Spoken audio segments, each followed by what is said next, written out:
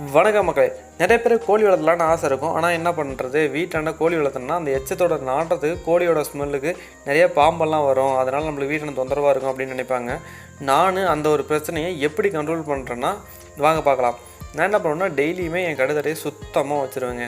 ஏன்னா நல்லா நான் மண் தரையில் தான் போட்டிருக்கேன் செட்டு. சரி நான் தான் எப்படின்னா சுற்றியும் வச்சுருக்கேன். நம்ம வெளி மேய்ச்சல் தான் மேயும். அதே நேரத்தில் சுத்தமாக டெய்லி காலையில் நேரத்தில் கூட்டி எடுத்துருவேங்க. கூட்டி சுத்தமாக எடுத்துருவேன். வாரத்துக்கு ஒரு வாட்டி என்ன பண்ணுவேன்னா ஃபுல்லாக என் மண் தரையில் ஃபுல்லாக தண்ணி நல்லா ஊற்றி விட்டு சொதம்ப ஊற்றி விட்டு அதுக்கப்புறம் என்ன பண்ணுவேன்னா மாட்டு சாணத்தை ஃபுல்லாக நல்லா கரைச்சி கெட்டியாக போட்டு வலிச்சு விட்ருவேன். வலிச்சு விட்றதுனால என்ன பண்ணால் அந்த ஒரு ஸ்மெல்லே இருக்காது. அங்கே கோழி தான் அடைச்சிருக்கோம் அப்படின்ற மாதிரி அந்த ஒரு ஸ்மெல்லே இருக்காது. வாரத்தில் ஒரு வாட்டி இது மாதிரி பண்ணிவிடுவேன். அதுக்கப்புறம் என்ன பண்ணுவேன்னா ஒரு 4-5 பூண்டு பல் இருக்குது பார்த்தீங்களா, பூண்டு நம்ம குழம்புக்கு யூஸ் பண்ணுற இப்போ வெள்ளை பூண்டு இருக்குது பார்த்தீங்களா, அதை எடுத்து நல்லா நசுக்கி 1 லிட்டர் தண்ணியில் கரைச்சி என் செட்டை சுற்றியும் போட்டுருவேன். அப்படி தெறிக்கிறதுனால பாம்பு வராதுன்னு ஐதீகம். அதே மாதிரி நான் சுத்தமாக வச்சுருக்கேன். இது வரைக்கும் என் செட்டுக்கு